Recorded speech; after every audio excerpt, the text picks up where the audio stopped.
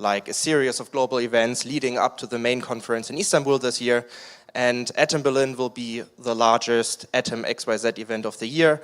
It will kind of be like a small mini version of what's up to come in Istanbul this year. And yeah, I mean, we did this event in Denver already, in India, in Santo Domingo, and yeah, now it's a big pleasure, personally also as well, to host this ATOMXYZ event in my home country, Germany, in Germany's capital. So yeah, we are like very excited to ship ATOMBerlin now, and also a kindly welcome speech for you guys in the live stream. Everything will be streamed live, to people all over the world. And yeah, what better way to kick off ATOMBerlin with a keynote held by Marko Baricevic, who is the Cosmos SDK product owner. So Marko, the stage is yours.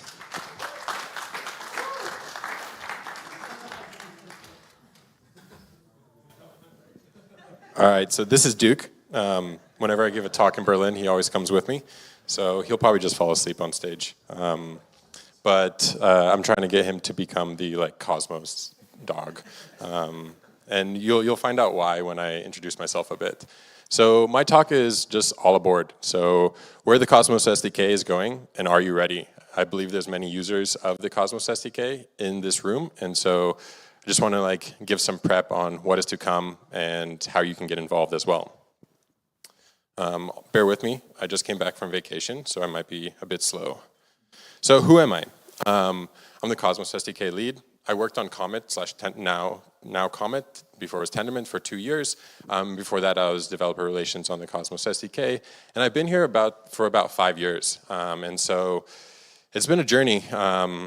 I was at All in Bits, at IG, now we have Binary Builders. So it's definitely been a journey, but it's been an adventure, and it's been an enormous amount of fun seeing the ecosystem grow. I believe now 4.5 years ago, we actually had a conference in this building upstairs and over there called Interchain Conversations, and seeing the ecosystem back then, it was literally like 30 people. And then now it's like this huge ecosystem of people, and people joining the ecosystem daily, and it's just amazing to see that growth happen over the past 3-4 years. So yeah, founder of Binary Builders. Binary Builders, we mainly work on the Cosmos SDK, the Builders program, and then the data analytics arm called Numia. So why Duke is the Cosmos dog is because my wife works at Polkadot. And so at home it's very interesting, so we always have a competition of whose ecosystem dog this is. She works in marketing, so thankfully we don't have that many tech talks at home. Definitely keeps it interesting, but so I'm very close with the Polkadot ecosystem. She joined Polkadot before I joined Cosmos, so that's always a bit of a heated story. But yeah, I'm Croatian American. Actually just got back from Croatia. This guy loves it down there. And I love boating, love dogs, and love sports. So if anyone's in town for the whole week, wants to do like a fitness class or something, there's a bunch around here in Kreuzberg. Hit me up and let's go do some fitness or some sports. So this talk is going to start from the past, and then it's going to go in the present, and then kind of the future of the Cosmos SDK. So if we start in the past, the first release of the Cosmos SDK was 2017 by none other than the father of Cosmosm, Ethan Frey. And since then, it's made a lot of changes. It's been rewritten about 2 or 3 times since 2017, leading up to the Cosmos Hub launch in 2019. But in the early days, it was really, okay, we're going to launch this chain. The Cosmos Hub was actually located as part of the Cosmos SDK. But this original vision of many app chains was like, oh, if we're going to have this vision of app chains, we need to have a framework, a toolkit, an SDK in order to help people build blockchains instead of like everyone just has to do it. I mean, back then, everyone was just forking Bitcoin and forking Ethereum, and that just wasn't sustainable. And so the idea of like the Cosmos SDK was really born back then. Before that, it was called Basecoin, so it really went through a lot of iterations. Some historical moments, we removed Amino. So Amino was... almost. So we removed Amino. Amino while it was like very well intended, it didn't fit the needs that we needed within the blockchain system, and that was what was called Stargate. I believe that was around 2020 in that release. If people have been here since 2020, you remember the hellstorm you probably had to go through to do the upgrade and everything, and like how you never want to do it again. And we're definitely making sure that's never going to happen again.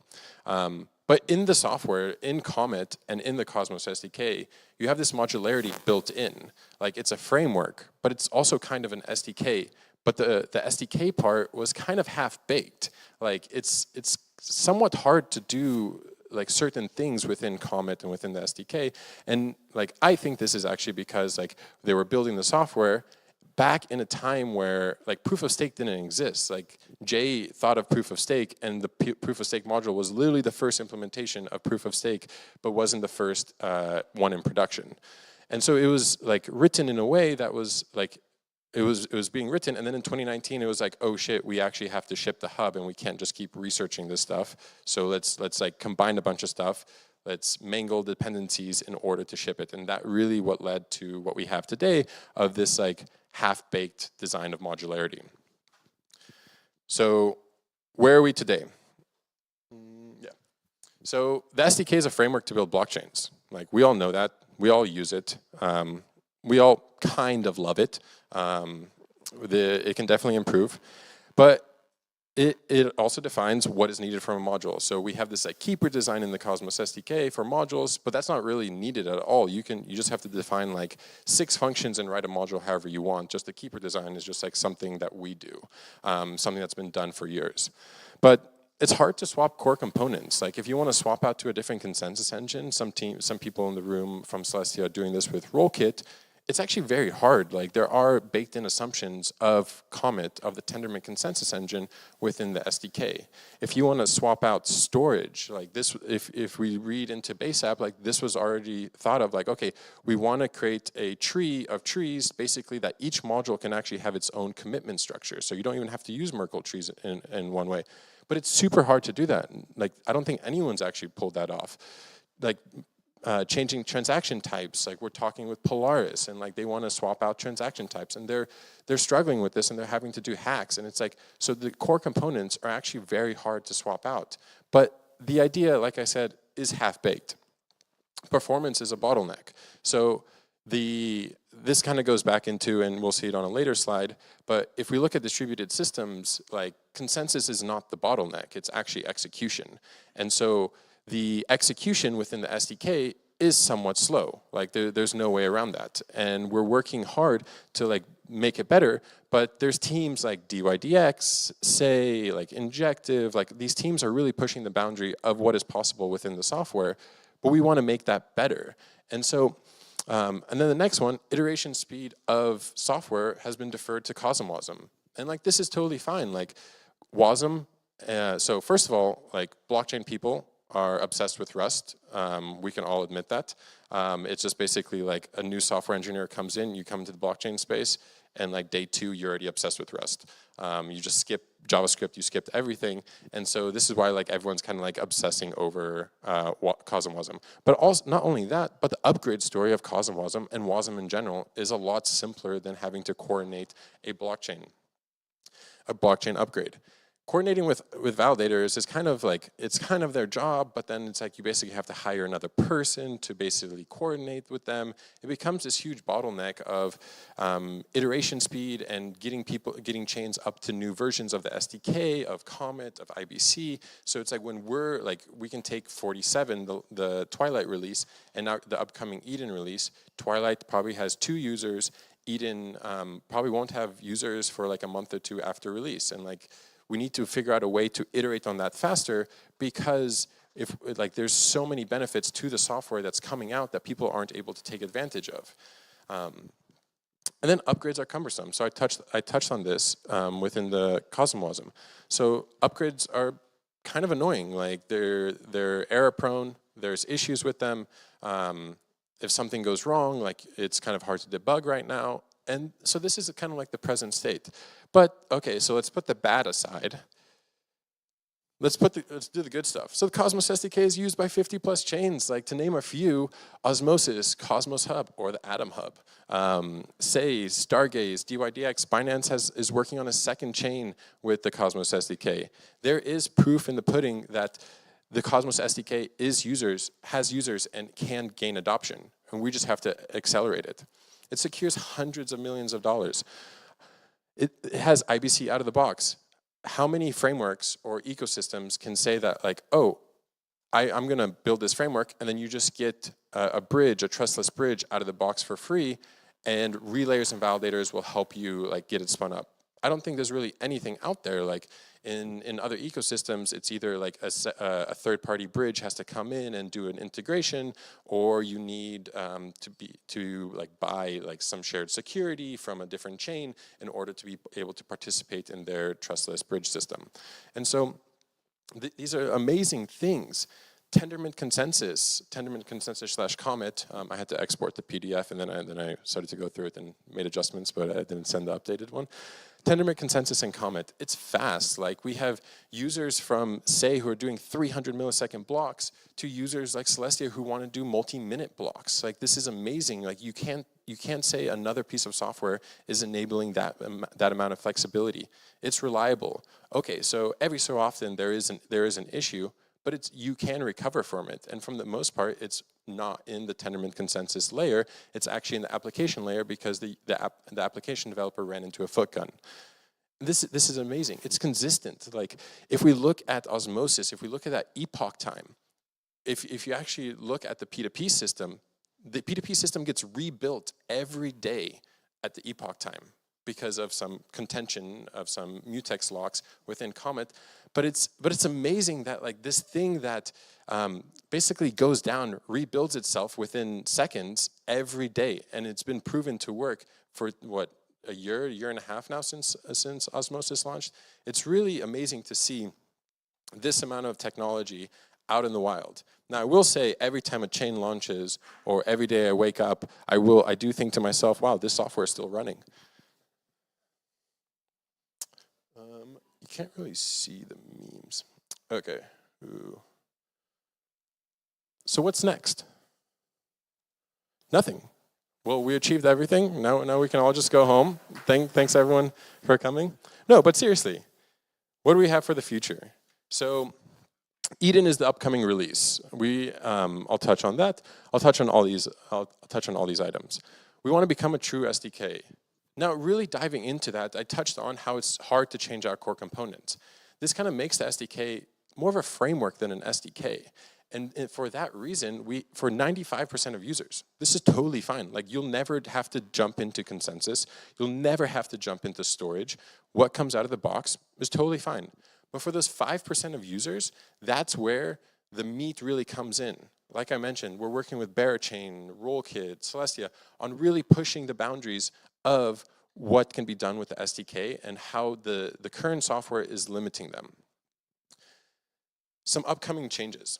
So we have a few working groups that are going on. I'm going to touch on all of them. So runtime, storage and performance, WASM, ZK, and some UX items. The WASM one is a new thing that just is coming out. The Golang language is enabling it pretty soon. So let's touch into Eden. So we're having some major UX improvements with writing a module. 500 plus lines can be removed from each module with the V50 release. This is, you're using the collections, the new collections package. This is state compatible, so we've rewritten 90% of modules within the SDK, and there's only one state change that was done, but there's no state migration needed. The collections API actually allows you to have a lazy migration from old state to new state, and so this really enables no downtime for chains. You don't have to write CLI queries anymore. So all those CLI queries, hundreds of lines, thousands of lines, can just be removed, and in place, a file with 50 lines of code can be used instead. Transactions are on the list next. The reason why transactions haven't happened at the same time is because we have this tool called Hubble. Hubble is a CLI tool to work with the entire Cosmos ecosystem, but it doesn't support transactions right now. currently working on that. Some other ways to delete code are signers aren't inferred. And so right now it's like you have this messages.go file and it has a bunch of boilerplate, and we just got rid of a lot of that boilerplate. We're like, you don't need to write it anymore. You just need to write this one line in your proto file and you're done. Performance. So with the Eden release, we did a large IVL node key refactor. And we've been testing it on mainnets. So this is currently the example on the right is on the Juno mainnet. So the Juno team provided us with a node they're running, and we're running the node on the far right. And basically, I/O compaction is about 20% of what it used to be. And so there's less I/O. The node key refactor uses less disk space. And also, because of this less compaction, there's less disk thrashing. And so we can even see that, like, on disk, we're getting less I/O and just cleaner writes. What this has enabled is basically the slow queries we had before are sped up. So we have like multiple queries where people are just querying the chain and they're like all complaining that like it's too slow, blah, blah, blah. Well, now this IVL node key refactor really helps with that. Eden, so ABCI++. So ABCI++ is the most weighted feature in the Cosmos ecosystem for the past 2 years. And with the V50, it's being released. So vote extensions. Everyone's probably heard, who here has not heard of ABCI++? Sorry. Okay, a few people. So with ABCI++, with ABCI 2.0, what really comes is vote extensions. I believe it's the only blockchain where you can the application can actually put things into consensus for validators to vote on. Finalized block just combines all, so it does batch transaction delivery. So now we can work on things like parallelized transaction execution, and so on. And so it really brings this, like, I'm only touching the surface just because this is a whole topic on its own, and I believe there will be a few talks at AWESOM about this. Core API. So when we were writing the SDK, there's a bunch of interfaces that users have to use, but a lot of them are kind of duplicated, or you don't really need to write them, or it becomes this, like, your module.go becomes a file where you just have a bunch of boilerplate in there. And so the core API just defines an API that you just have to implement that, and the goal is that all modules just depend on core API, and no modules depend on each other, nor the SDK. What this really enables is modules aren't tied to Cosmos SDK versions anymore. They're just tied to state compatibility with other modules within the state machine. So really, like, if in the future we release 51, like, the staking module says, like, I don't care if you're on 51, on 52, on 60, on 1.0, like, I just need this core API. And so core API is just like, we're gonna cut 1.0 pretty soon, and then it's basically gonna be like, you can just implement against that, and then slowly we're gonna remove all the dependencies from the SDK, and then it's gonna be a lot simpler to do upgrades because now you're not tied to this large upgrade like you are today. But now diving into some of the, so taking a step back. So if we look at the Cosmos SDK, we can think of it as the kernel, and then the app layer is the VMs. So the SDK is very powerful at the kernel level. It has access to things you can't do in the VM world. Many things aren't gas metered, and this is on purpose because it's meant to provide you with exceptional, powerful APIs and use cases that people want to implement without being limited by a virtual machine. Now, this is a double-edged sword, because while you can do that and it's really good and you can build whatever you want, the downside is you have to be aware of what you're building, how much gas you're consuming, and like the computation you're using, because it could slow down your chain. And so this is good and bad. And then the app layer, we have CosmoverseHQ, EVM, Move, all these VMs that are at the app layer.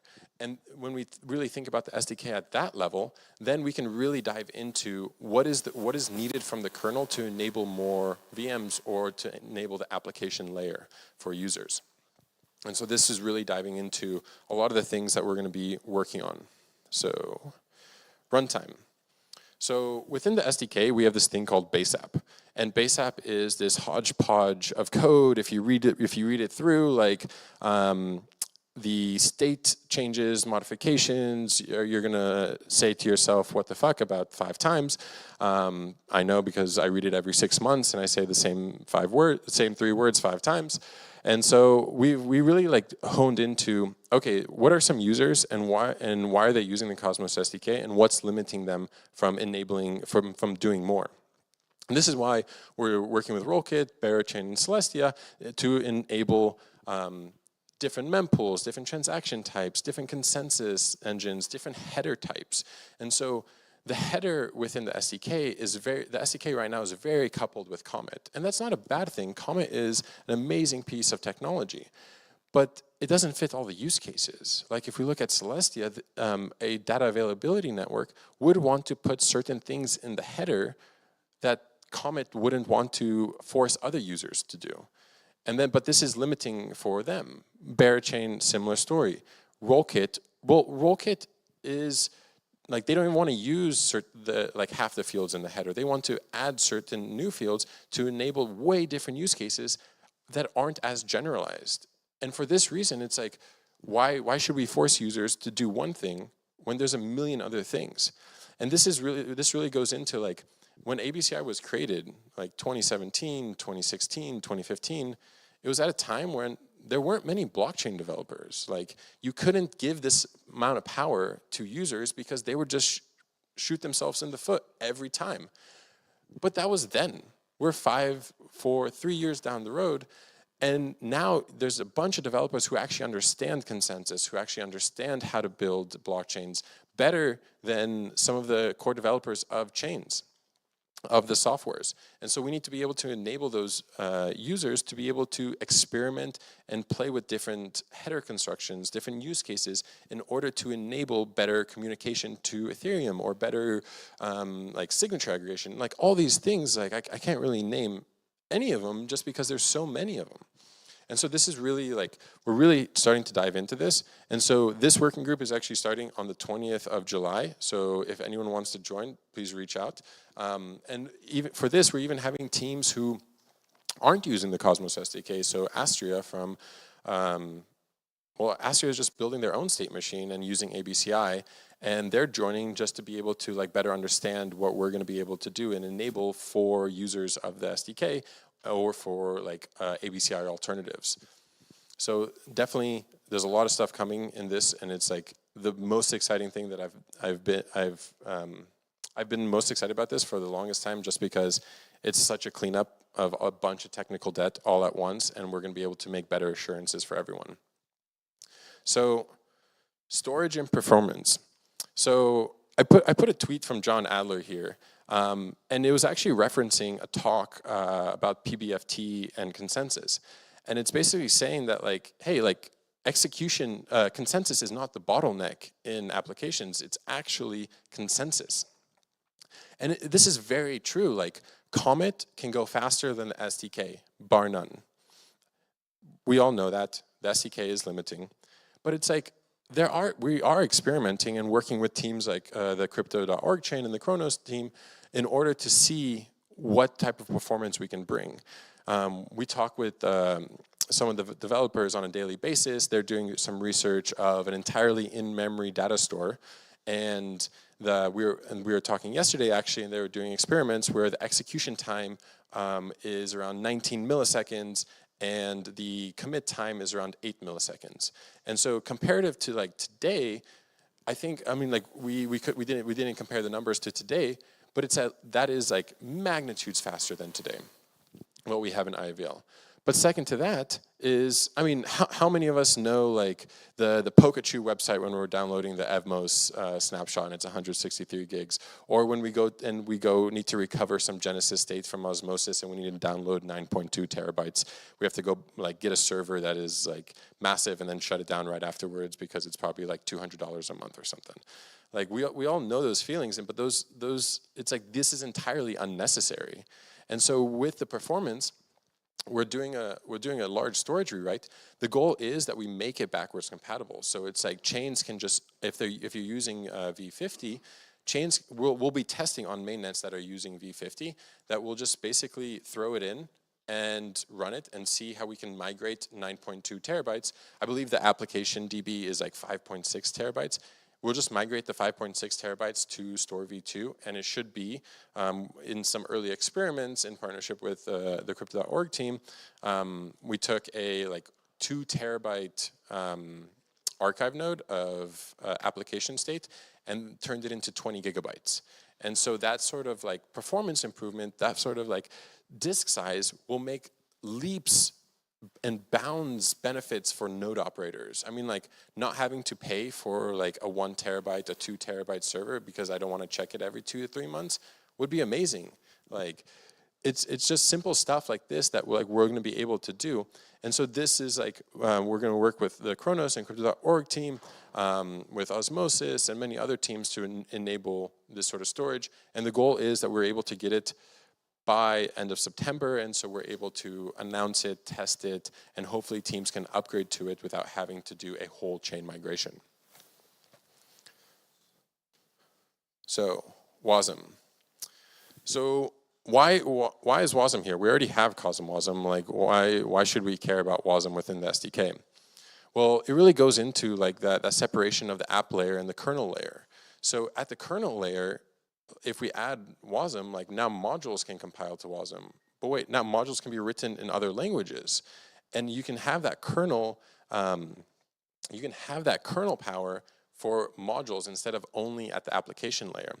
And so with Go 121, we get WASM compilation targets. And so what this really enables is, first of all, there are a few native Go runtimes for WASM, but it's always been a bit difficult to take your Go code, rewrite it to use tiny Go, and then compile that into WASM. It's been super painful. Like CosmoWASM Go has been in the works for years, and it's just kind of stopped just because it's kind of painful to use. And also, there isn't as many people who want to write Go smart contracts than there are Rust smart contracts. Like I said, blockchain people are obsessed with Rust. And so, but this really enables like a whole new world where it's like, when we're able to rewrite the core layer and then commit and then the storage layer, now all of a sudden it's like to upgrade modules, you can put the blob in the governance proposal and users don't have to upgrade anymore, upgrade their nodes. Well, and then it's like in the future, if we release 50, if we release 52, 53, then all of a sudden like node operators should be able to upgrade their nodes without having to worry about like state breaking things unless the users are really pushing it. And so this enables like a whole different world that we're like not used to within the SDK. And so we're hoping that this will enable more people to just be able to use that kernel level API that has more power than the application layer to do more things. Of course, this will probably be like a fairly large breaking change, and you'll probably have to rewrite some modules to do it, but I think it's worth it. So ZK. So, yep, it's magic. There's no Go native ZK currently in the Cosmos SDK. I could be wrong, so please correct me, but I haven't seen anyone doing Go native modules, ZK Go native modules. And then the second part is there's teams creating new state machines. We can look at Namada, Anoma, Penumbra. These teams are writing state machines from scratch that enable ZK. But in talking with some of these builders, what they thought, it's like they thought building a state machine was like, oh, it's not that bad. And now a lot of them are a year and a half, 2 years in and discovering, okay, maybe this is a bit harder than we thought. And rightfully so, like the Go SDK, I mean, like I was talking to Chris Goes and I was like, hey, if we enable this technology, like back when you were thinking of Anoma and Namada, would you have rewritten everything? And he's like, knowing the things I know now, like it would have been a very hard consideration to like not write our own state machine for Namada. Anoma is a different thing. Anoma has very, very ambitious things, and so they totally need their own thing. And so with this, like we want to, with like WASM at the kernel level, with Go, Gnark, we want to really enable the ZK technology that you can do within the Cosmos SDK, but it can also go on all chains. Like a single chain that everyone has to communicate in order to get the multi-asset shielded pool is cool for now. But what if every chain had a shielded pool? What if we didn't have to go to like a specific chain to do this and a specific chain to do that, but like every chain now had a multi-asset shielded pool because the dependency isn't that heavy on the node? We're starting to dive into that and really starting to play around with it. Now, of course, I saw this on a talk actually. I'm going to just quote Gavin Wood quickly, but sometimes ZK technology leads to centralization. So what I think he meant by that was basically that, hey, like ZK is cool, but proving times are really slow. And if you need to go through like provers, now provers become like a centralized bottleneck because you need to go through specific companies to do proving of certain things. And so while it is nice, it's not the end-all be-all that I think a lot of the blockchain people are and VCs are thinking it is right now. So all this kind of feeds into UX. So we've talked to a bunch of node operators, a bunch of application developers. I left clients out of this just because we have less interaction with clients. We talk with wallets a lot on certain APIs, but for node operators, like we want to fix upgrades. We want to bring performance and storage to new levels that the Cosmos ecosystem hasn't seen. Like imagine you could run 5-10 chains on a server that only has 16 gigabytes. Like right now, you kind of need like 16 gigabytes per chain, for better or for worse. Application developers, we want them to write less lines of code. We want to be able to like make security assurances on when they write the code that nothing will go wrong. I mean, you can never. The best code is no code. The best code is no code, so we can't really make 100% assurance, but we can make it a way that enables users to really think like, okay, if I did this and I did that, maybe this will happen, and the code should be able to like tell you that. We're working a bunch of tooling, to like enable a lot of this. We've partnered with a lot of teams like Cosmology to like work on different tooling to build better software. And the last one's state streaming. So it's like, when we change consensus engines, everyone's kind of relying on this JSON RPC from Comet right now. Totally fine, but the downside is once you change a consensus engine, if you're not copying everything from the Comet RPC or the indexer, then you all of a sudden run into issues with compatibility. And so the goal with state streaming is that we can emit events from the SDK and events that are specific to the SDK that may not reach it to Comet. And then the second part is you might not even need events in the future. You'll need events like probably for Cosmosm or for some VMs, but state streaming really enables you to get all the change sets out of the chain, and then you'll be able to like reconstruct the events of what happened, be able to build larger databases, do better analytics on the databases, without having to only like reconstruct be able to get all the events to reconstruct a single state in a period. Some other things that we're working on is like account abstractions. Account abstractions is a lot larger of a topic than we're thinking. I mean, everyone's understanding that account abstraction is like a huge thing, and we're working with teams like Skip, Chain Apsis, Osmosis, Agoric on some new account abstraction, a new accounts module that will enable chains to just design their own accounts without having to talk to or make a change or fork the SDK. Now, all of this, so this really dives into, I've touched on a lot of how we're working with a lot of teams, how we're partnering with a lot of teams. But the biggest thing here is like the SDK, the SDK team is not the core team. We're like the maintenance team. The SDK is comprised of everyone here. Like we're building the software together. And so I just want to give a small shout out to like everyone that works with us on a daily basis or on a weekly basis. There's definitely teams that I didn't put up there, but I just want to give a large thank you to everyone because without them, like the software wouldn't be moving forward and the software would be kind of stuck and we wouldn't be able to move at a velocity that we are moving at. And lastly, like if you want to get in touch about like any of the, oh, I spelled binary wrong.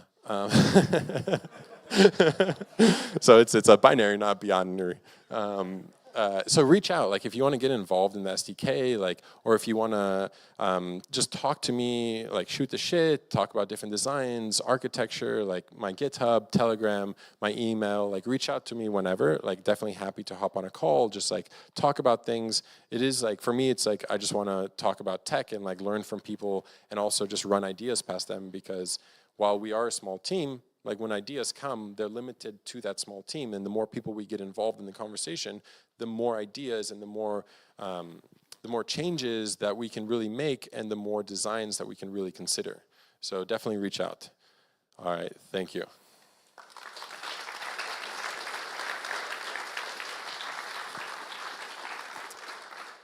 Questions? When intense message type. So the interesting thing here is like, this actually came from a conversation with Chris Goes again. And the ANOMA design is actually very interesting in terms of how they're doing like messaging or like cross-fractal messaging, because they're not doing like a message to be sent and then the chain executes it. They're basically doing like cross-chain communication with WASM blobs, and then the execution model is included in the WASM blob. And so something like this could be more of an intent. So it's like if we make code passing cross-chain to be executed on a different chain, then it gets a lot more interesting, because then you're not limited to what the other chain has. So it's like, this is like I've just been thinking about that over vacation, unfortunately.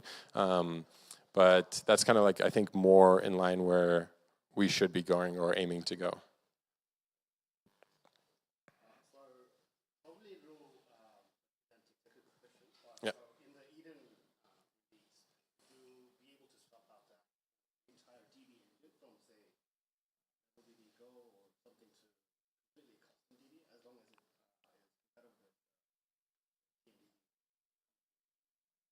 Yeah, I mean, you might have to do like some sort of like migration, or like the migration will have to be from one database to another, because we just don't support like just switching databases on the fly.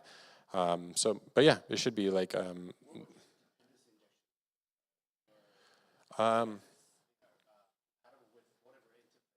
yeah, yeah. Yeah, you should just like, you would just use now the Cosmos DB interface, and then should work out of the box. We do support like GoLevel DB, Pebble DB, Rocks DB. I think we still do Bolt DB, and oh, sick. Yeah. Yeah. Oh, awesome. Yeah. We should definitely talk. Yeah. Awesome. When? It's like upgrade to V50 and like you have it. Like the Ledger support. So the Ledger app was audited, and the Signmo textual stuff was audited as well. And the Ledger app submission got blocked just a few days because they wanted to add the 60 coin type for users of Evmos, Injective, and stuff, so you don't have to use 2 Ledger apps anymore.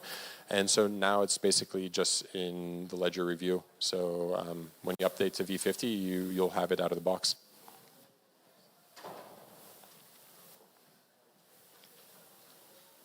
All good.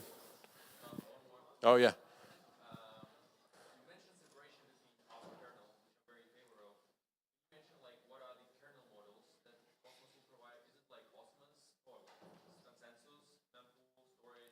So the kernel level is more at like the at a different layer. So this is kind of like the confusing part. So it's like the consensus, mempool and stuff like that is more of like the CPU, the memory and stuff like that below the kernel. And then the kernel is kind of like the staking module, the accounts module, auth module and stuff like this.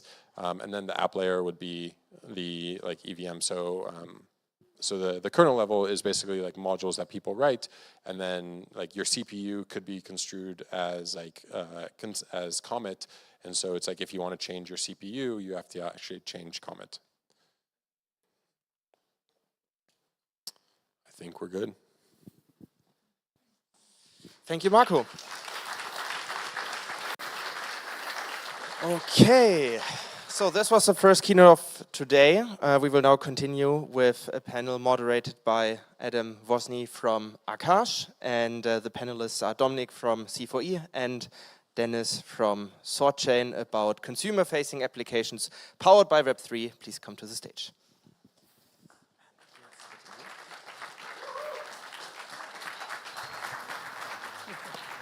Thank you, Yuri. Oh, everyone got a mic? I must be the moderator. I have 2 mics. Yeah. All right. How are you guys doing? How's everyone doing? Huh? Wow. How's everyone doing? All right. It's like a warm blanket in here. Is it warm? I feel like very, very limber, very loose right now. This is good. Well, I want to thank you guys for joining today's panel on products powered by Web3. I'm your host for today's panel, Adam Wozny. I'm heading up community at Overclock Labs, the founders of the Akash Network. Familiar with the Akash Network? Quick show of hands. All right. Who doesn't know what Akash Network is? Put your hand up. All right, you two have to get out of here. Get out right now. You're not. Okay, you can see. You're cool. You seem cool. I like your shirt. It's good. I'm joined by 2 fantastic guests from SwordChain and Chain for Energy, Dominik and Dennis. Thank you guys for being here. Today we're going to be talking about a handful of things. So Web3 use cases, IoT technologies in Web3, on-chain and off-chain data, and we'll peer into our crystal balls and see what the future of Web3 products look like. Sound good to you guys? Sounds good. All right. Before we get into any of that stuff, I want to introduce our guests. So maybe starting with Dennis, could you let the audience know who you are, a little bit about your background, and what you do at Soul Robotics? Yeah. So I'm Dennis. I'm the co-founder of SwordChain, and Soul Robotics is the company behind SwordChain, basically the dev lab of SwordChain. I'm coming from an electrical and electronics engineering background originally. I have been working in automotive for about 10 years now. I've been involved with the development of autonomous vehicle systems, software and hardware systems for autonomous vehicles, where we have done many projects, different products for large companies, and where we actually saw the problem of the problem in automotive, and thus started building SwordChain, which I will come to. Very cool. Just a question off the top of my head. Do your parents have any idea what you do? Because that sounds like a lot of cool stuff. And when I talk to my parents about crypto, they're like, what are you talking about? Do they have any idea what you do? They kind of do, but it's mostly due to my educating of them since, I don't know, like Bitcoin era, maybe 2014. So they have some kind of clue of what I'm doing, but not the mobility and the real life use cases part. Yeah, that's got to be hard, I'm sure. I just send YouTube videos to my parents, and they're still like, what? Yeah, and so same question to you, Dominik. Background, what you do at Chain for Energy, and how you got into the space. Yeah, so maybe first I introduce myself. I'm 20 years in software development, so quite long. Regarding my parents, I have no idea what I'm doing from the beginning of my career. Yeah, but 11 years ago I started a company, and I'm holding a role of CEO, but the company is working in telco, banking and energy sector. So we are doing like a global project all around the world, and from 5 years I'm focused on the blockchain products. So the old company is still ongoing. It's very mature. So I have like the board of directors. I'm focusing on things that I love it, and yeah, really humor me.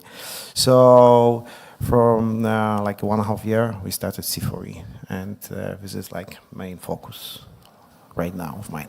Very cool.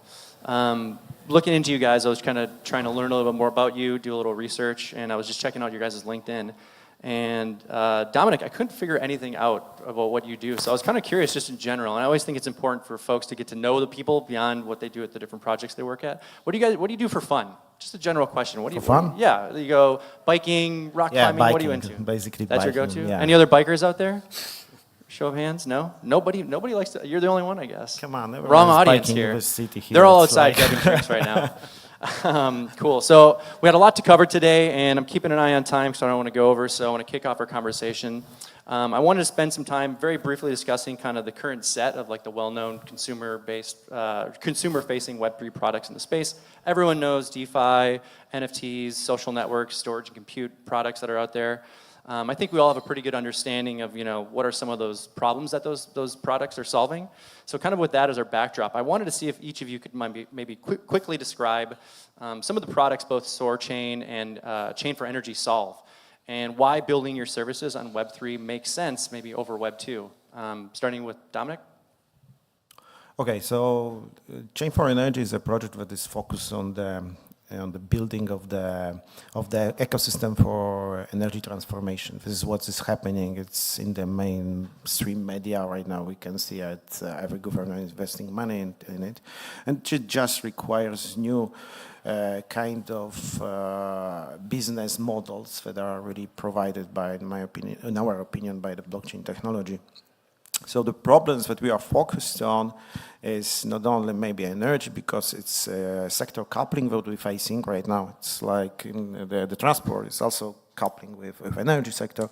So this is what we are focused is building, it is solving the issue of lack of the EV chargers. It's like it's a common issue on the global level. And we also trying to find a solution to fight with high and volatility prices of green energy. Right now it's happening, and it's a part of transformation, so we want to make it smooth. So this is our main focus. Got it. Yeah, and same question to you, Dennis. Yeah. When we started building SoarChain, there was this very visible problem in mobility, in this ecosystem in general, that there was basically no incentive structure that would benefit everyone in this ecosystem, so that they would be deploying and continuing to support connectivity technologies. And by this, what I mean is, when you look at a vehicle, you see that a modern vehicle, average vehicle, generates about 2 terabytes of data per day.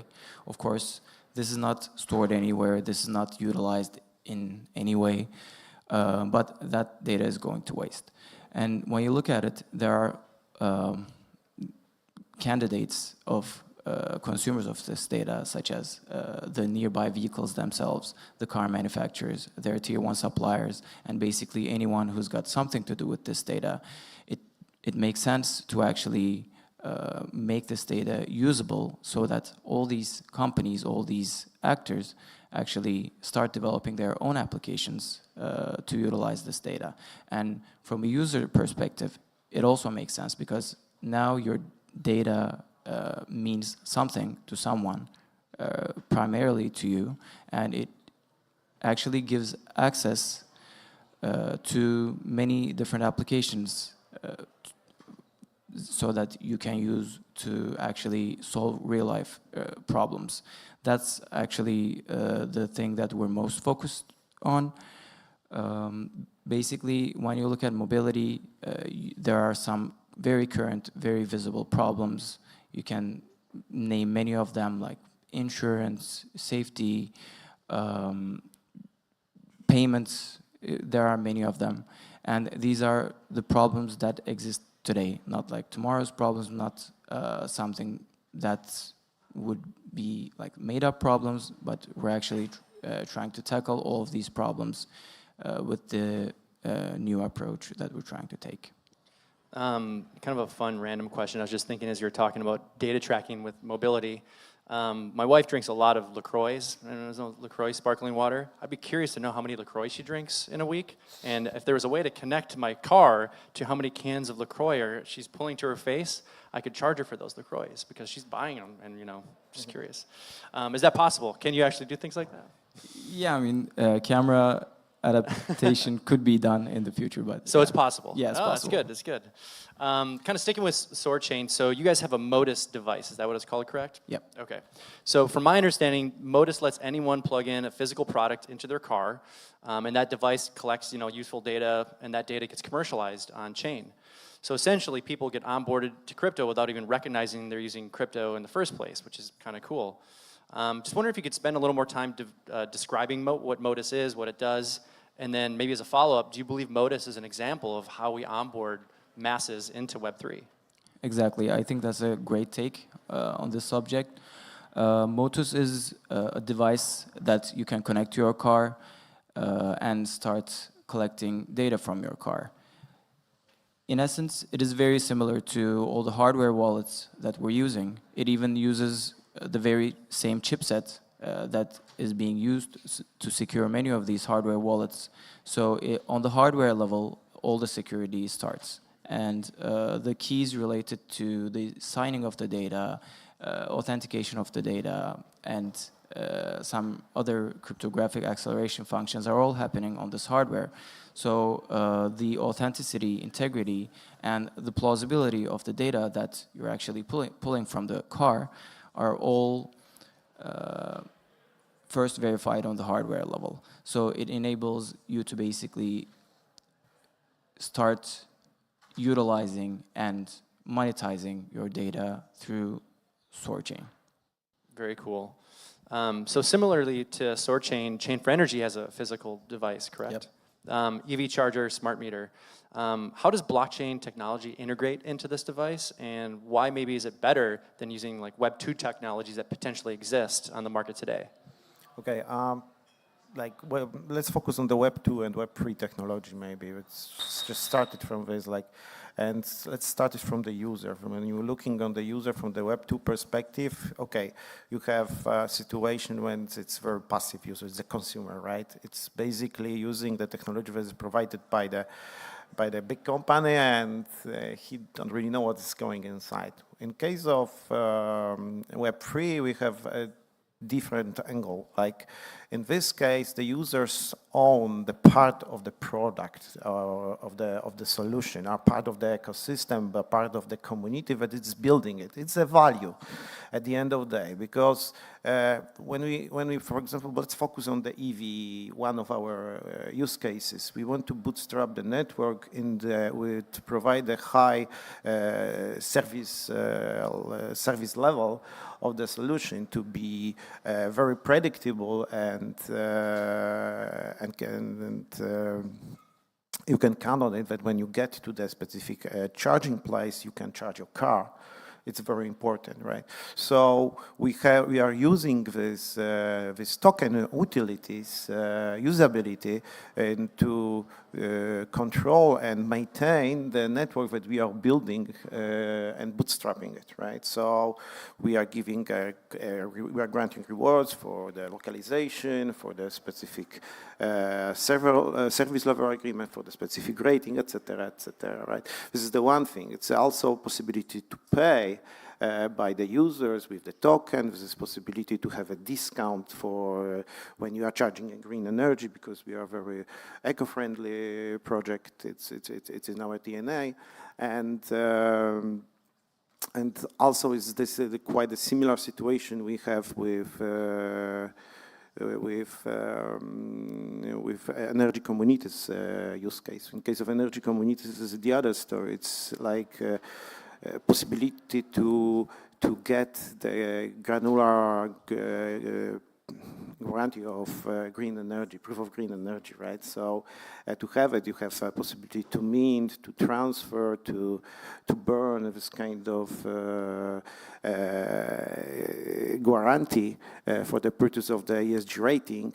And to do it, you need to do a tracking, so immutability of the blockchain is the perfect things that basically ensure that when this is granular, that this is very secure and verified data. Very cool. That was actually kind of a quick follow-up, and maybe this is for both of you. Is this something that would plug into like existing Web 2 systems? Like I know Tesla, for example, has the hypercharge stations around the world. Can you plug your individual devices into like a Tesla, or is it like something you have to build it in yourself, or what does that look like exactly? In case of supercharger, this is a specific use case, very good for the highways. But we are looking at the charging in a holistic way. So to charge the car with the supercharger, you have to have a separate line of the grid, very dedicable for this charger. It's like 550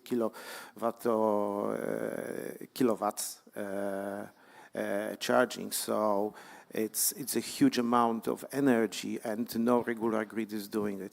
This is what we have to think about cars. It's rather thinking like a cell phones, right? When you had a Nokia and cell phone, like was it a 10 or 15 years ago? I don't remember. Or 20. I like the Snake though, the Snake game. Yes, that Snake, was fun. this kind of stuff. But this phone has a huge advantage, right? And this is the way how we are thinking about charging, like filling gas, like refill the gas on the gas station, right? It does not work like this. It's gonna work like an iPhone at this time. So the solution is to have a high density of the charging station, maybe so not such powerful that you can charge your car in 15 minutes, but maybe you have to spend to charge your car for 100 kilometers in an hour, but you can do it when you are going to the restaurant, on the hotel, or this kind. So our idea is to build the network that works quite similar to the Uber, you know, that everyone can be a part of this network, and everyone will be a part of our community of our project. That's why we are Web3. Very cool. Cool. So we're just talking about kind of off-chain, on-chain data. So both Sorchain and C4E, for short, bring real-life data to primarily off-chain, on-chain. Very kind of quickly, how do you guys go about doing that? And then I'm sure you've looked into projects in the past that have tried to do similar things, maybe not exactly within your industries, but bringing off-chain data on-chain. How do you guys go about doing those things? So with Sorchain, as I mentioned, you plug the Motus device to your vehicle and start collecting different vehicle data. It also has a mobile application where you can also opt in to give mobile phone data as well. And that data goes into an intermediary step, which we call runners. It's like a generic compute node that creates proofs of those data that are coming in, and then makes sure that the data is in fact going to the relevant places, to the data consumers. And then only the metadata of that data that was in fact being checked, that it was integral, authentic, and plausible, the metadata of that is written to the chain. So it's kind of like the data, in a sense, still stays off-chain, but the fact that the data was being generated and being sent, and if and when being used, is actually recorded in the ledger, and that's about it. Got it. And for you? So from the data storage, I think like we are integrated with the hardware, with IoT hardware. It's like accessible via a mobile network. So this is the first thing. Like, for example, we are integrating in case of EV charging case with the charger that have, you know, eSIM inside, and it's just connected to in the real time to the network. So we have a real-time data. This is the first thing. So it's very important, especially in case of this granular proofs of green energy, because you need energy tracking that is stored in the specific time slots, right, to ensure the granularity, to have a reliability of this data. So this use case have a specific challenges related to from the perspective of the business model, of course, because it will be a huge amount of data. It's like 100 keys user generates like 100 transactions per second, something we have the estimation. So the amount of data is quite huge. So it creates the technological, I think Mark was talking here about the bottlenecks challenges that we have here in Cosmos SDK upchains. And there is also this business one, right, related to the transaction fees that have to fit to the business model. But yeah, we are solving this in the project. Yeah, so I want to follow up on what you're kind of saying with bottlenecks. You guys are in, you know, these industries have been around for hundreds of years. So there's those bottlenecks, there's education, teaching people about why these services are important over traditional Web 2 services. So what are some of the bottlenecks that you guys are running into? Yeah, you're laughing. I'm sure there's a lot. Regulation, all the different things that kind of be. What are the top bottlenecks, or what are some things you guys are running into, and how are you approaching kind of solving for those issues? Maybe starting with Dennis, yeah. I'd say that especially explaining and educating the incumbent companies, these leaders of the industry. Masters of the universe. Yeah, actually to use this over what they have been using for maybe 10, 20 years, especially in terms of like software. And it is really difficult because when you look at it, they're not really aligned to software development. They're not software development companies. I'm talking about the automotive. Of course, they're like 100-year-old companies. And we need to make them aligned with all the software development best practices, and that's pretty much the difficulty, I'd say, the bottleneck. Yeah. Education, yeah. Yeah, I fully agree. Education is one thing, and like the awareness of the industries, like we are also tackling with energy industry. Trust me, it's even older than automotive, I think. So yeah, the way to get to this, Peter, it's very tricky. But I think that we should also tackle one thing. It's the UX, because like. You asked me the question, what is the difference? What is why we are using Web3 and why we are not using Web2? I answer to this, but Web2 have a very huge advantage. It's a well-known for the mass market. So, like in the real-world project, the mass market is the key. So, and this is something what is one of the biggest obstacles right now, in my opinion, in this Web3 projects, to have a user experience of the website, of the mobile application, that it's fully understandable by people and allows them to migrate them to the Web3 world. This is something what we are really focused on. That's why we have this application for charging, for mobile application, that everyone can install it. And at the beginning, the person is not aware that this is Web3. This is the process that goes through this application to get the people into Web3 world, to let them understand that they basically are using a solution, but at behind there is a value stored also in digital assets. Got it. So we have a little time left here, so I think I'm going to ask one question, maybe open up the audience. So if you guys have questions, just raise your hands. But looking into the future, it's impossible to know what's going to be the spark that lights, the fire of the next bull run, right? Last time, DeFi, NFTs, everyone knows the story. So each of you, take out we talked about crystal balls early on. Take out your crystal balls and look into them. So what do you think, what products do you predict will cause the next big thing in crypto? Do you think it'll be physical products like what you guys are offering, or do you think it'd be something totally different? Any things that you guys are kind of really starting to think of in terms of what the future of the space looks?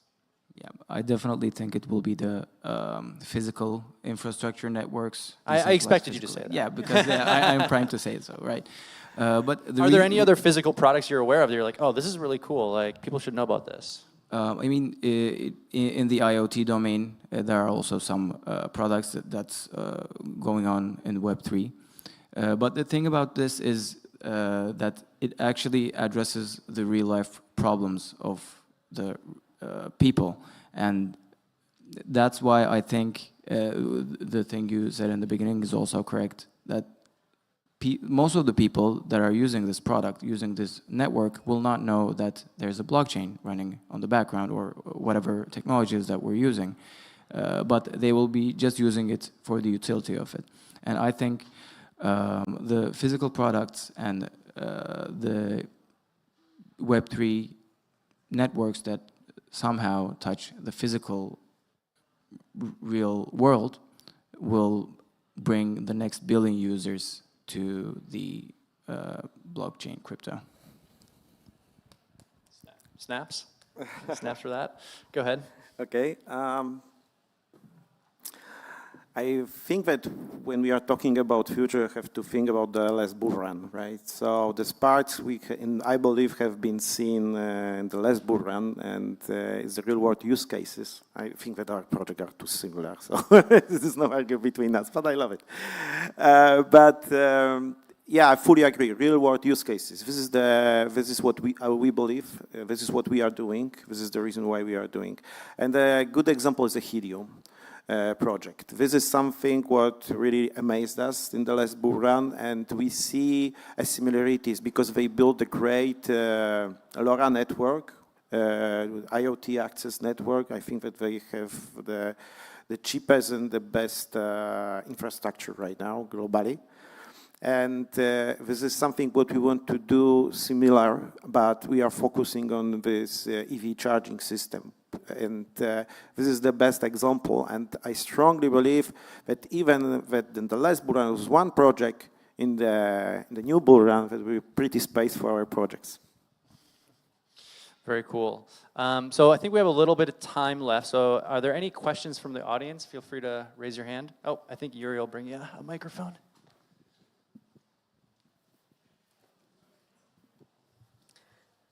Hello. Hello. So you have use cases where you manipulate users' data, and we know that privacy is an important issue when it comes to users' privacy. So how do you leverage these constraints? Okay. The privacy is defined by the GDPR law, and this is working right now in Europe. But this is the data, just data is not the privacy. You have to define which data belongs to who, and this is what GDPR defines. So basically, you don't have to encrypt whole data that belongs to you, for example.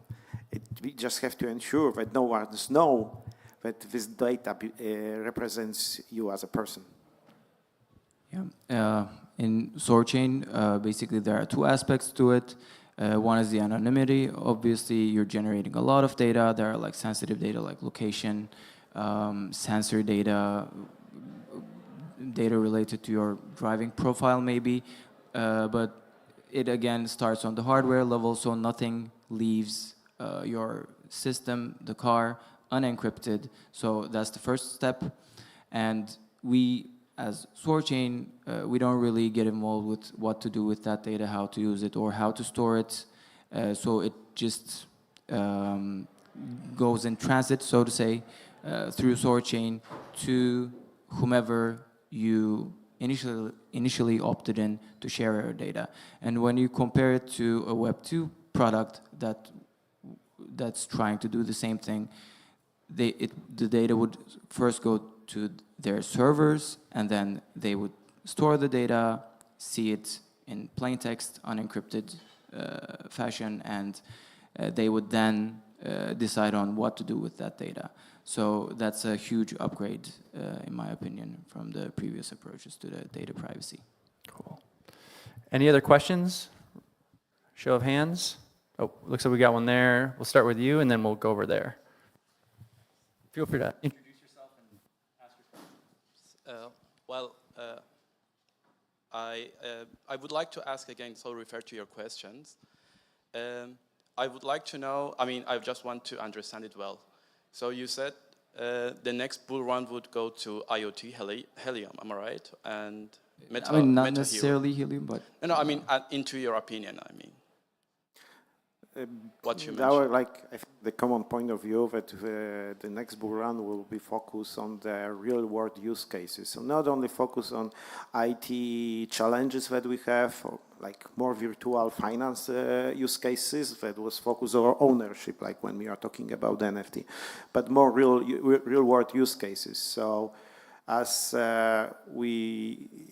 you are basically taking care about data storing and sharing and with the companies, with the cities, etc. We are focused more on the building the network for the chargers, for the EVs, and basically tackling the emerging transformation of energy sector.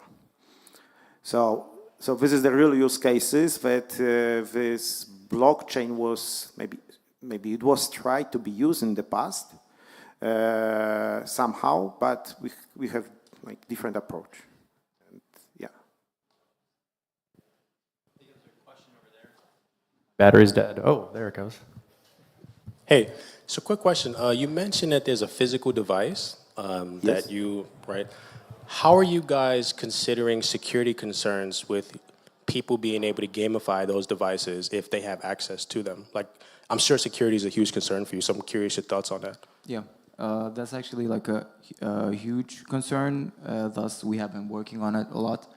There are multiple measures, both starting from the hardware level, in the firmware level, up to software level, and when the data leaves the hardware itself, even on the network level, there are multiple checks that ensure the plausibility, validity, authenticity, integrity of the data.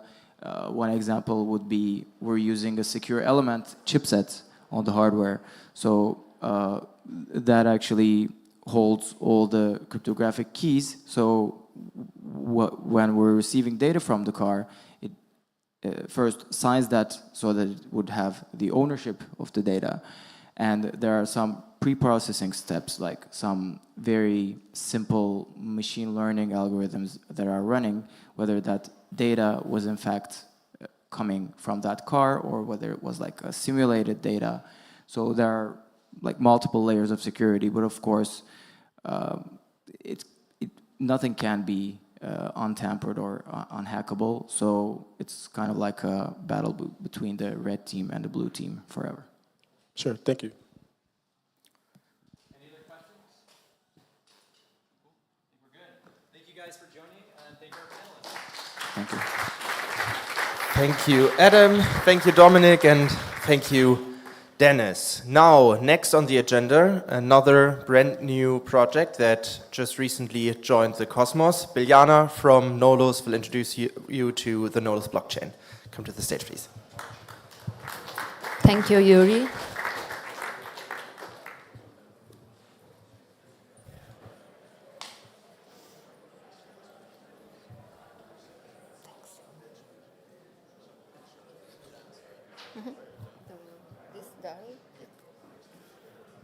Hey to everyone, it's a pleasure to be here together with you.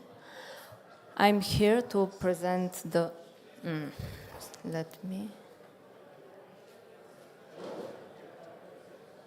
okay, now we have it. I'm here to share you more about what we are building. It's Nolus protocol, a layer 1 app-specific blockchain built using Cosmos SDK that addresses some of the major inefficiencies in the crypto money markets, as over-collateralized lending, high risk of liquidations, and asset ownership. Nolus allows users to manage all their crypto and sell, swap, stake their digital assets, but most importantly, Nolus introduced the first DeFi lease. The DeFi lease defines a money market between the lenders who are looking to earn yields on their deposited stablecoins, and borrowers looking to amplify their holdings with more assets than their current equity. Borrowers lock up a down payment in any fiat stables or fiat. Sorry for this, but yeah, it's one of the first presentations I made. So the DeFi lease defines a money market between lenders looking to earn yields on their deposited stablecoins and borrowers looking to amplify holdings with more assets than their current equity. So how it works? The borrowers lock up a down payment in any fiat stable or digital asset and get 150% as a loan provided in stables, and both are used for the purchase of the desired digital asset. The down payment together with the loan act as a collateral, thus reducing the margin call risk by 40% compared to the average blockchain lenders. The collateral will be released once a full repayment is made for the outstanding loan and the interest. At Nolus, the ownership remains with the user. So the borrowers can utilize the assets within their active lease position in yield strategies whitelisted by the protocol. For example, they can liquid stake their entire amplified lease position and use the rewards of that position for making a repayment for the principal and the interest. Furthermore, the DeFi lease is at never-changing interest rate, which is around 12% annually, and the price is fixed at the lease creation date. So all the appreciation can be used for the repayment for the outstanding loan and the interest. Sorry, I need to catch up. On the other side, lenders are incentivized to be on the platform as they can earn rewards in stable coins from the borrower's repayments in cash rather than accrual, as lenders are capped and new deposits stop when optimal funds utilization is reached. The liquid providers receive real yields from the borrowers. In addition, the incentive pool and the incentive pool and inflation pool distribute native token rewards to the lenders linked to the total value locked in the protocol. There are some unique revenue streams of the protocol, like swap, transaction costs, and margin costs, that will automatically buy back NOS tokens and refill the incentive pool and distributing additional rewards to the lenders, thus incentivizing the long-term adoption of the protocol and the growth. As we speak, Nolus protocol is already live, up and running, and gaining traction. The long term of Nolus is to utilize the ICA and IBC and become a cross-chain leverage margin trading protocol with lower margin call risk and actual ownership of the assets. You can find more at Nolus.io, and I'm happy to have your feedback of what we are building. Thank you.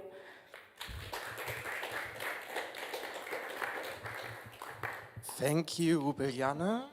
Thank you. So we are unfortunately running a little bit behind the schedule. But yeah, Biljana and Nolus also a fellow sponsor of this event. They also have a booth outside in the exhibition area. So if you have any questions, yeah, feel free to reach out to Biljana. Now the last panel is on of the day. I will host a panel between Curium and Celestia. So Vlad from Celestia, please join the stage, and also Curium. Now the Christmas, where's Vlad? Thank you. Yeah, so if someone knows Vlad, would be super cool to get him. Would be kind of useful. But if not, we can start already. It could just be all about Corium. Yeah, okay.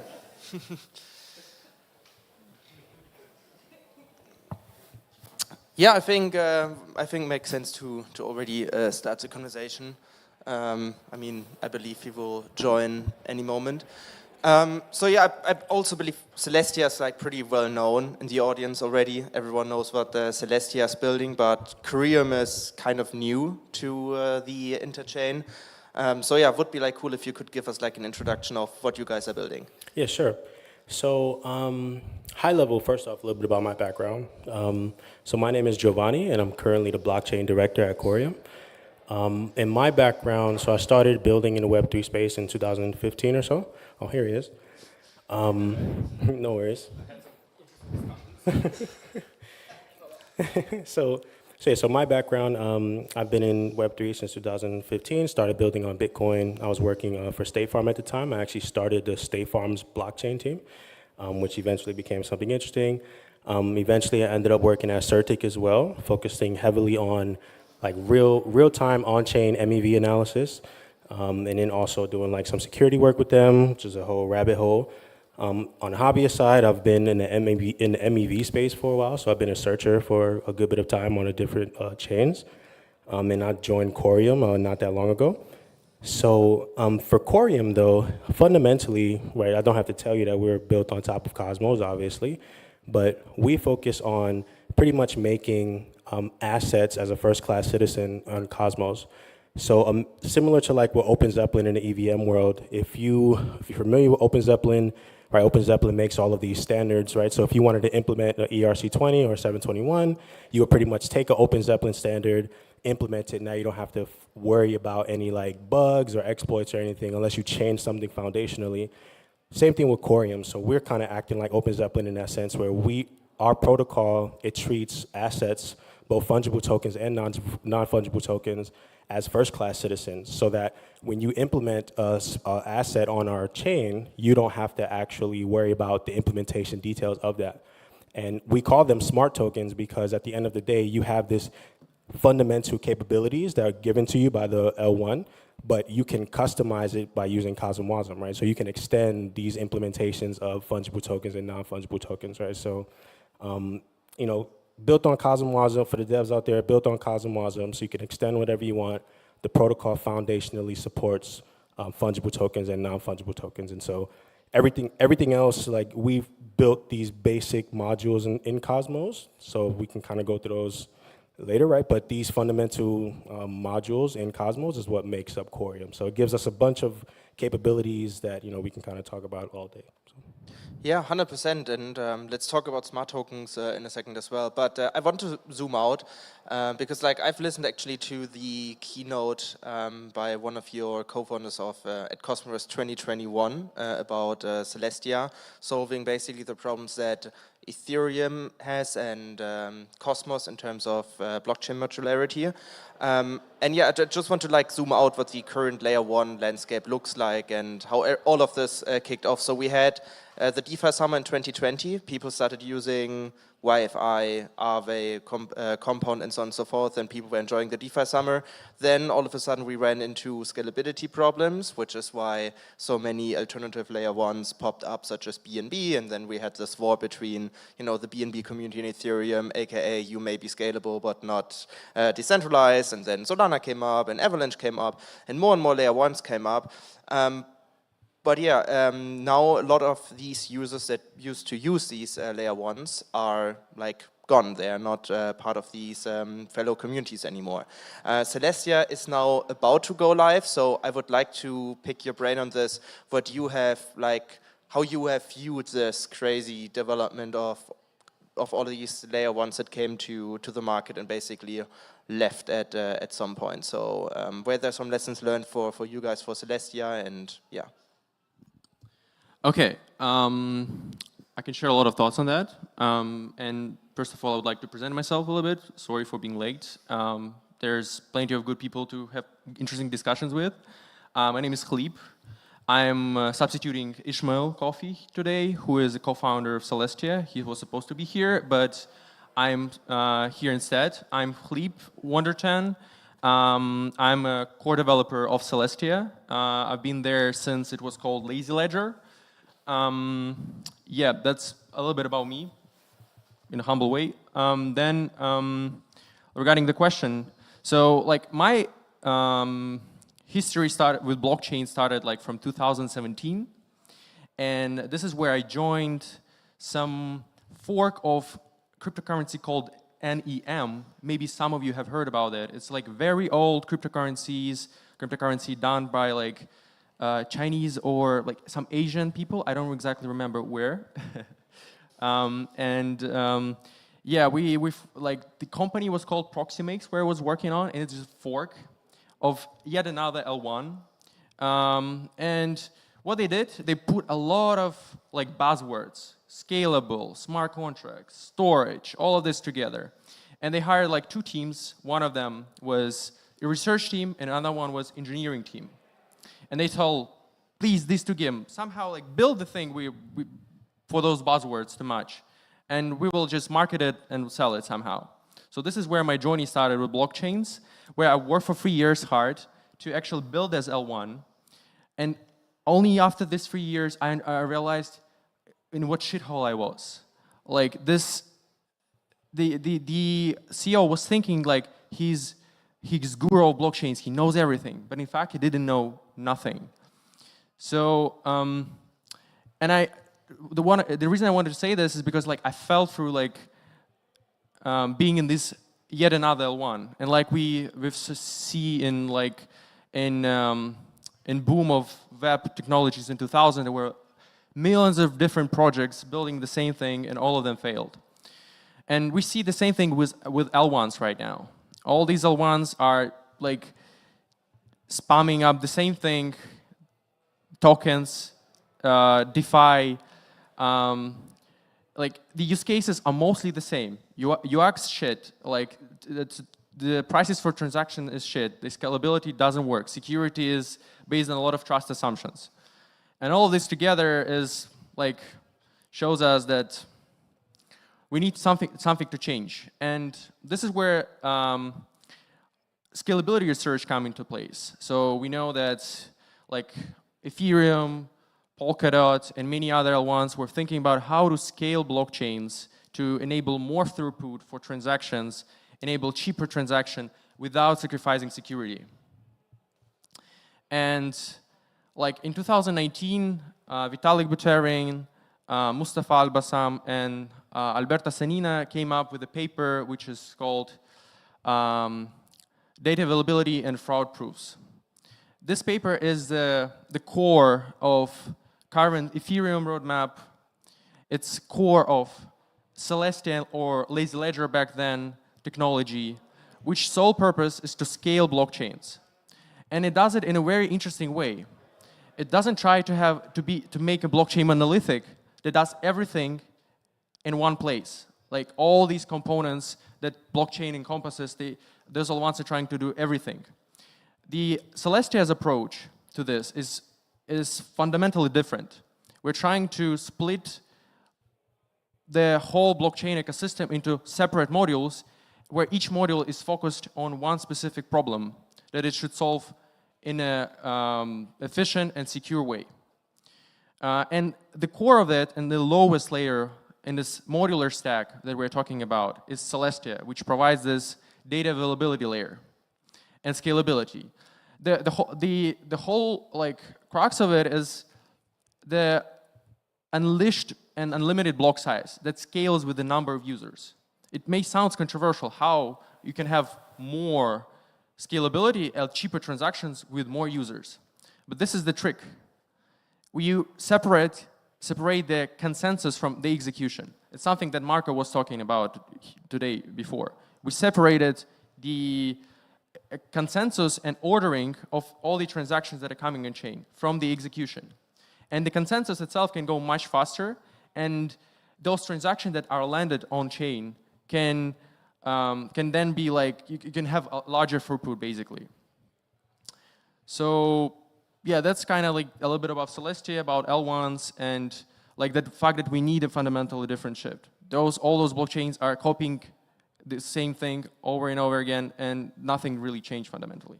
That's it. Yeah, I think copying is the keyword here, and also I liked the way you explained like these buzzwords that are always like being thrown around. Oh, look, we are 2,000 times faster than Ethereum, and we will be more decentralized by 2050 than Ethereum, like things like that. But yeah, you also like described a little bit the playbook. So a new layer 1 is being launched, and new products are being brought on chain. And then there's like a chicken and egg problem because you need users, but for users you also need liquidity. And what happens is these liquidity pools are often like heavily incentivized with, I don't know, 200% APY or something. I was also DeFi degen, so I also enjoyed it. But as soon as these as soon as these incentives vanish, then you mention these UX problems, and then all of a sudden it's no fun anymore to use these layer 1s because the UX is not very good, and besides it's not lucrative anymore. So Career is now coming to the interchange. So how are you guys approaching this chicken and egg problem to have users and to also make sure that you have sustainable incentives to onboard new users that don't leave the boat as soon as these incentives are not relevant anymore? That's a good question. Some of it is philosophical, right? So fundamentally, where we our parent foundation, right, is a Sologenic Development Foundation, and so there's a history there of actually building products.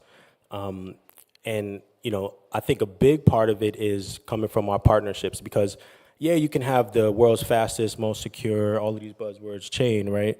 But at the end of the day, if no one's building on it, right, then that's a problem. And so I think partnerships are definitely key for us, and we've been putting a lot of effort into that, even coming to conferences like this, meeting developers, right, and telling them we have grant programs, right, and so incentivizing you guys to come up with ideas, build on top of our chain. We give you a grant, right, and then we support you over time.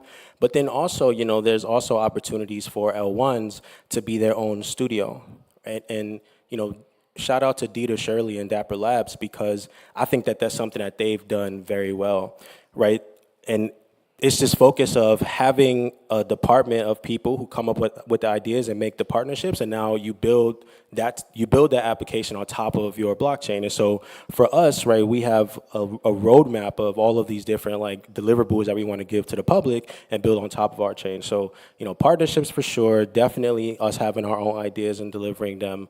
And I think also there's ways to incentivize people to use the chain without actually using applications, right? So the notion of staking is one example, right? So even the action of you staking is you're taking an action and you're putting some token, some currency somewhere.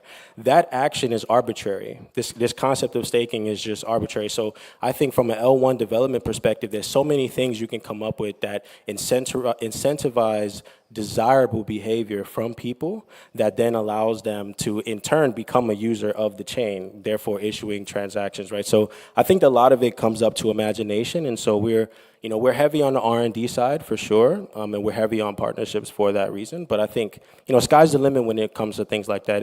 As long as you take into account the user experience aspect, and because a lot of the users for these chains are developers, but not all of them, right?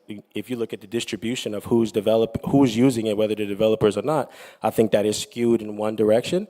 And so it's definitely a balancing act on how do you incentivize developers, but if you incentivize developers too much, now your chain it confuses the average person from even using it, which then now you have to introduce applications that make your L1 invisible so that now people use it without even knowing. And you asked a question to the other group about, what do we think the next, the last group said, what do we think about the next application that's going to, blow up the next bull run? I personally think as soon as we can figure out applications that make it where L1s are invisible to people and they don't even know they're interacting, that's where I think NBA Top Shot and all of this stuff from Dapper Labs and companies, I think they did that so well.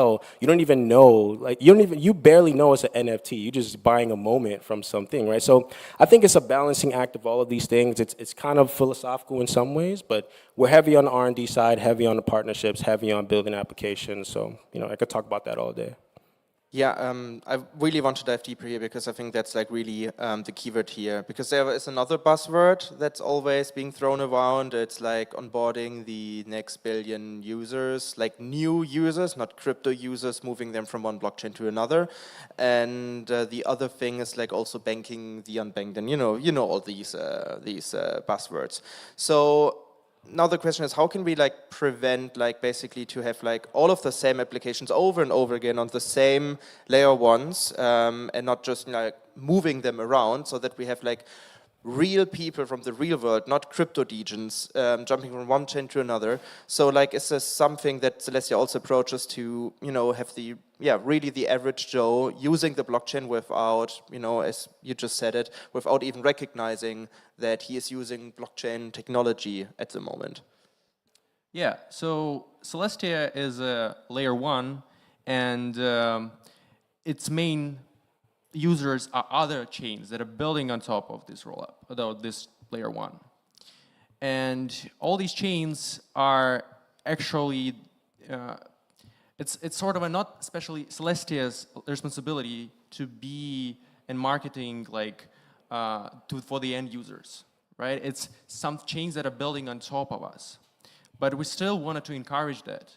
And we believe that there will be a few or one or two apps that will be very fast, scalable, and have a user experience that is close to what currently Web 2 provides.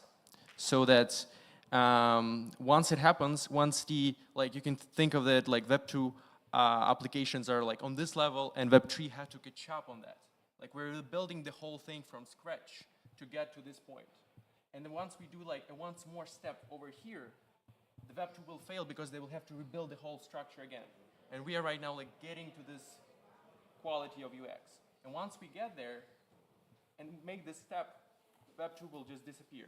Because Web 3 have everything that Web 2 has and even more. And in the case of Celestia, where we're layer 1, we're focusing on building the ecosystem on adoption in this modular stack that I mentioned, which is very important. And one of the key things here is like product mind thinking, like you thinking from the product perspective. Like personally, I'm as a developer, I'm struggling a lot sometimes because I'm thinking too much about these implementation details, about optimization, about like abstractions and all this kind of stuff. But what matters is what people see on the other side, what the product looks like and how it's marketed and what's actual quality and UX to the end user. And this is what matters for the adoption. Yeah, I think that answers the question. Yeah, 100% it does that. So yeah, I think now it's a good time to maybe like draw like a little bit a picture of it, because we mentioned, okay, let's build applications where the user does not realize that he will use blockchain technology. But I think this is like easier said than done. So question for you guys is now, and you also mentioned that you want to encourage projects to do this via Celestia. So first of all, like maybe the question for Korea, and then afterwards you can answer as well. So can you like draw a picture of what kind of applications we are talking about here? What are you guys doing to like approach this future? Maybe like also with the smart tokens that you mentioned. Yeah, it's interesting because, you know, sky's the limit, right? Like if you just understand Solidity or any of these smart contract languages, you can build any of these applications that any of these L1s have, right? Mine is maybe like some zero knowledge stuff that you might need some extra dependencies, but you can do it, right? So it's not necessarily that we're building different applications. It's more so if we know that developers are building these types of things and we know that they have these specific hurdles, right? They run into exploits, they run into bugs. For example, like with our smart tokens, you know, you don't have to worry about implementing the same vanilla boilerplate ERC 721 logic or ERC 20 logic. And so making it easier for those type of developers to be able to build that stuff without, even if you wanted to customize things, you still shouldn't have to customize sound, reliable, time-tested logic that exists in these contracts, right? So, you know, and we have a laundry list of use cases that, you know, this might be a good time to cover some like grantees that we've given money to, right? So, you know, we have some some NFT marketplace, right? We have like a gaming project, right, that they're kind of building like the tokenization into their project, right? So sky's the limit, and it's not necessarily a question of what applications we're building that's different or what people are building differently on Corium. It's more so about the same type of thing you can build on Ethereum, we're actually going to extend you tools to build it even more reliably, even more secure. And what really comes to mind too is when you think about account abstraction, like you mentioned that it may be easier said than done to allow developers to build on top of, or allow users to use blockchain applications without knowing it's blockchain. At the end of the day, that's what account abstraction is actually going to allow us to do, right? Because now you have where transactions being relayed and then now they're being sent to chain. So I think that as long as we keep following those type of like mindset and thinking of making specifications that developers then follow, that then make it where other developers or other users can now have this invisible layer of blockchain like behind what they're doing, I think that that's super important, and it actually makes it where it's not that hard. I think if you take away account abstraction and you make it where, hey, here's an application, you use it, and then now it's doing some blockchain stuff in the background, now it's like, you know, you actually can introduce issues by doing that because there's no specified way to do that. Right now you have app A, Uber, they may implement it a certain way, and Lyft might implement it a certain way. But when you have these specifications like account abstraction, it actually makes it reliable for all of us to do it. So I actually don't know if it's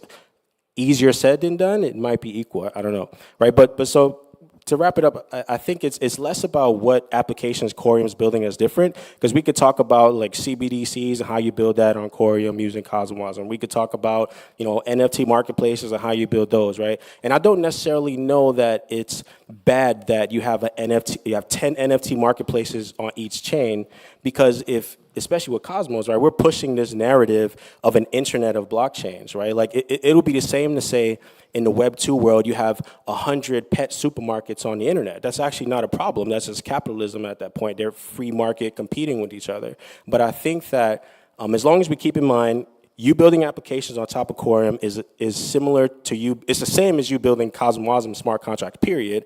But if you just keep in mind the Web3 development lifecycle and know that you can build anything on top of Corium, that you can build on top of any other EVM chain or any smart contract language-based like framework, the sky's the limit. So a long answer, right? But I think hopefully you guys kind of see what I'm saying. It's the same development process for you. So it just extends you tools to do it more reliably, less bugs, less exploits, faster, et cetera, et cetera.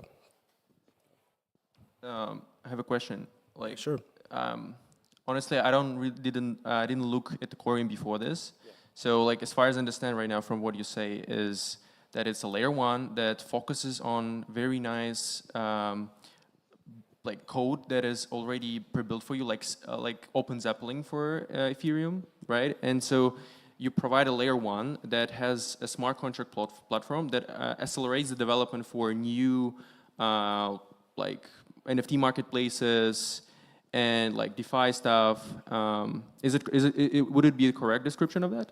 Yeah, and I think the only difference, since you're familiar with OpenZeppelin, would be OpenZeppelin gives you standards that they put into the world and it's open source, right? But the difference is our L1, I mean, if you're familiar with Cosmos, obviously you are, we pretty much built modules in Cosmos that allow for native support of fungible tokens and non-fungible tokens, in addition to other modules. And this is what makes it next generation L1. Well, no, not necessarily, because, and when you really think about it, let's say we're in the 3rd generation, right? You got Bitcoin first, you got Ethereum second, 3rd generation would be like these L1s, like Cosmos, Substrate, et cetera. That next generation, I don't know what that actually looks like. Cosmos and Substrate are just frameworks, they're not blockchains. Yeah, they're layer 0 tools so that you can build your layer 1. Yeah. See what I'm saying? Okay. So, but the point is that I don't know if those 2 modules that I'm talking about specifically, the fungible token and non-fungible token, I don't know if that's what makes it next generation. That's like some opinion philosophical thing, right? Okay. But I think that we talk about differentiators, right? If you took Cosmos and you built in native support for fungible tokens and non-fungible tokens, that is something that we've done from the beginning. So, but what is your question? I think you answered it. Yeah. Like, so it's a philosophical question. What is it, next generation or not? Yeah. Yeah, I think that's the next generation conversations, like partly marketing and like buzzwords, right? Like what is the next generation thing at this point? I think it's kind of hard to say that for L1s because all we know is the landscapes of tools right now, and we know what L1s exist today. So we can think about what might be next generation, but I currently don't see any next generation blockchains in the world outside of, I really just don't. I don't even know what that looks like. Yeah, maybe it's also about like improving what we have already. I think it's not the case that we have like moved everything what has been built on top of all of these layer 1s to the next level. I think there's like so much untouched. And I think for me this is like also what you mentioned, to really focus on real world applications and getting real sustainable users to these ecosystem would make for me a next generation layer 1 actually. But yeah, both of your projects will be like in the world very, very soon, so to say. So last question for today: when launch for Celestia and for Corium? I think we launched on mainnet in March. And then all of our modules and stuff kind of went live at that point. This year, all I can say. This is all what you can say. Okay, then looking forward to the Celestia mainnet launch. Also, guys, if you're in Paris, Modular Summit is taking place, also alongside Nebula. So see you guys in Paris, and thanks for watching and thanks for attending. Lunch is being served now. Thank you, guys. Thank you. Bye.